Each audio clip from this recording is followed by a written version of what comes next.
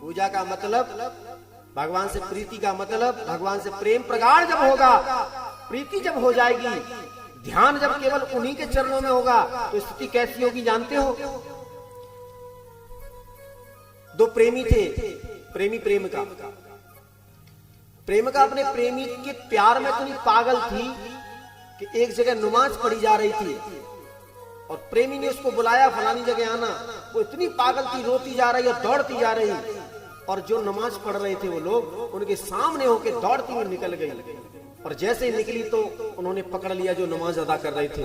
बोले, हे लड़की, तेरे को दिखता नहीं हम लोग नमाज पढ़ रहे, तू आगे होके निकल गई?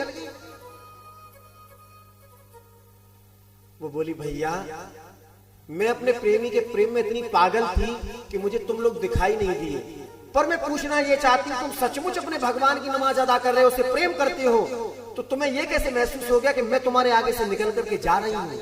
अरे जो भगवान में तल्लीन होता है, प्रेम में पागल होता है, उसे कुछ पता नहीं रहता, कोई होश नहीं रहता कि कौन आया और कौन चला गया।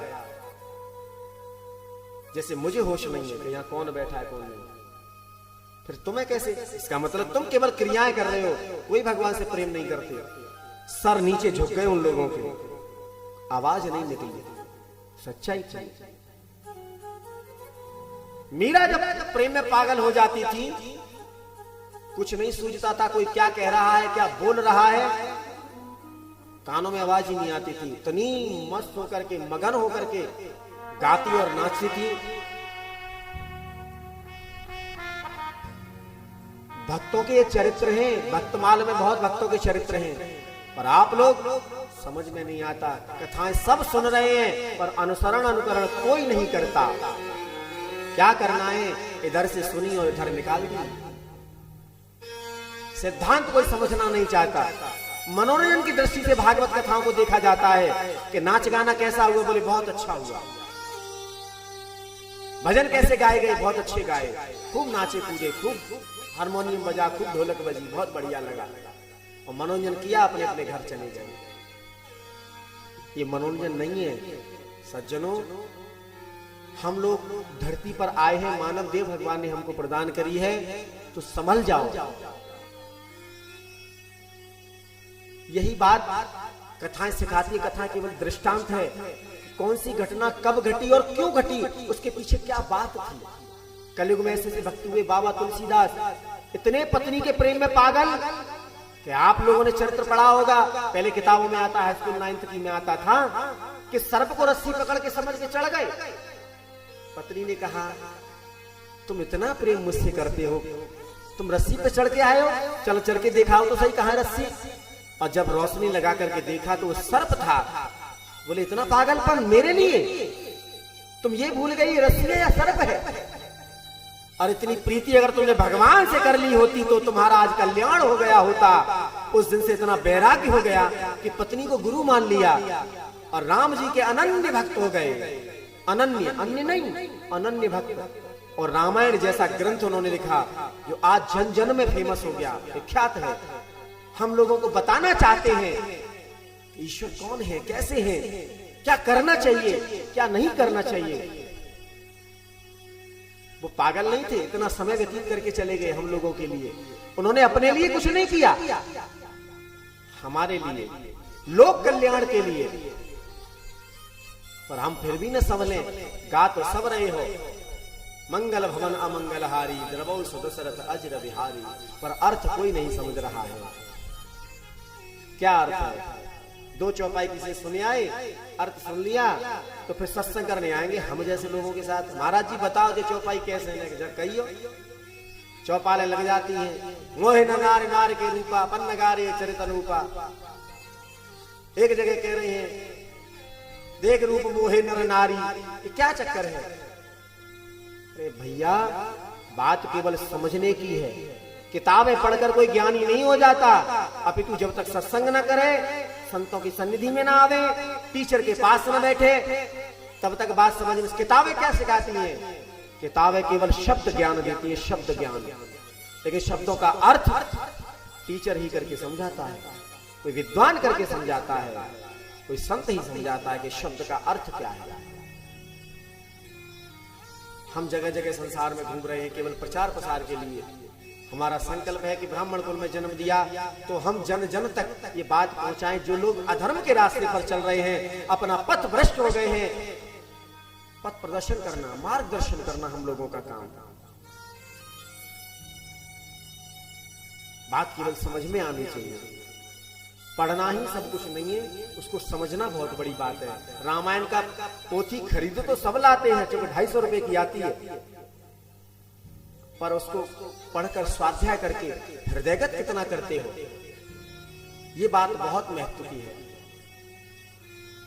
आज लोग एक दूसरे से ईर्ष्या, यहां मैं देख रहा हूं लोगों से ईर्ष्या, भाई की भाई से ईर्ष्या, मित्र की मित्र से, काय का मित्र कैसा भाई, और भाई भाइयों में ईर्ष्या है तो है, कोई बात नहीं, एक दूसरे से लोग ईर्ष्या करते हैं, ये यहीं की बात नहीं। हम संसार में जाते हैं, हर जगह देख रहे हैं। आज राजनीति, नेतागिरी जब से ये प्रशस्त हुई अपने भारत में, लोग एक दूसरे के दुश्मन बन गए।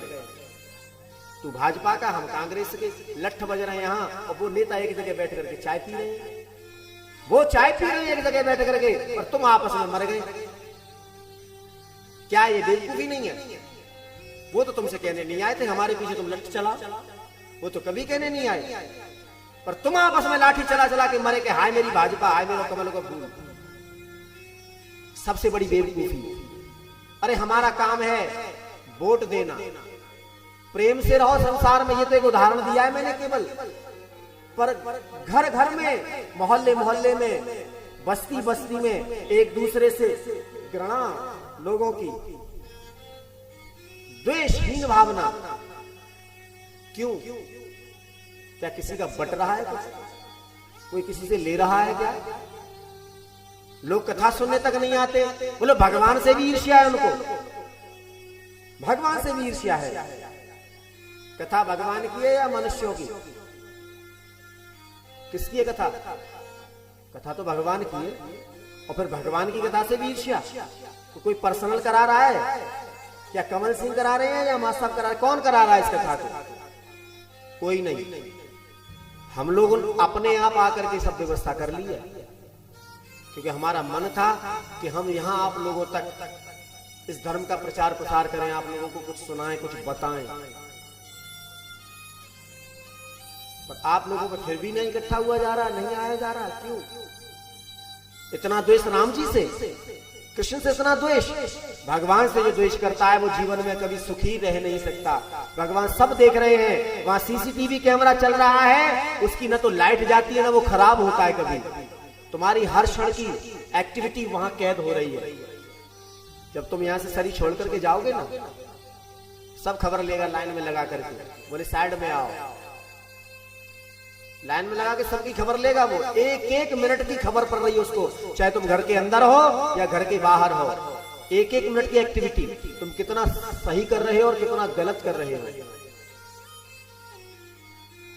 अरे भगवान ने तुम्हें धरती पर भेजा कुछ अच्छा करने के लिए, मानव देह प्रदान करी कुछ अच्छा करने के लिए, क्योंकि सारे 84 लाख योनियों में एक यही योनि ऐसी है जो सर्वश्रेष्ठ है। बड़े भाग, बाबा तुलसीदास ने ये बात यूं ही नहीं लिख दी, मूर्ख नहीं थे वो, बड़े भाग।